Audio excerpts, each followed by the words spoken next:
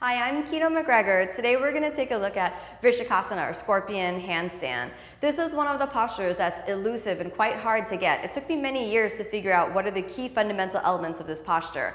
Oftentimes people start off trying to push with force to balance in a handstand, but actually we need to try as easy and effortless of a handstand as possible. So the first foundational element that you need in order to try this posture, scorpion handstand, is a solid, stable handstand. Otherwise, you won't be able to find the balance. The second thing that you'll need to know in order to see whether you're ready to start trying is a deep open back bend. You really wouldn't want to try to find either your balance or your back bend while you're on your hands. So you want to have these two key elements first solidly in place. One other thing to bear in mind is that you don't want your shoulders to be too tight.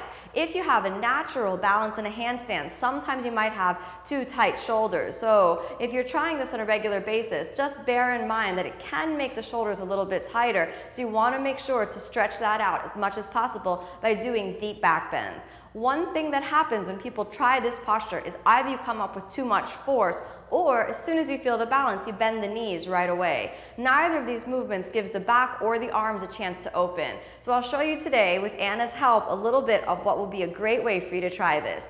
First thing again is to balance in a handstand, so we'll try that. Hands down on the ground, and I'll just give her a little bit of a spot. Inhale, pressing into the arms, finding a nice stable balance.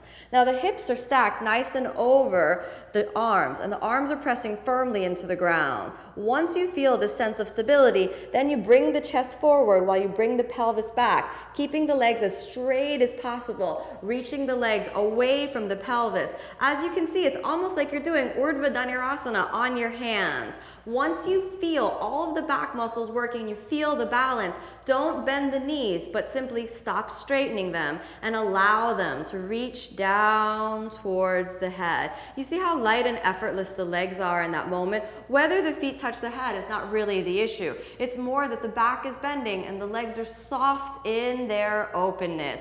After about 5 breaths, you should feel the chest is very open and strong, pressing into the arms. Exhale as you lower down. The correct exit out of this posture is to press into the feet and inhale all the way back up to standing. Wonderful.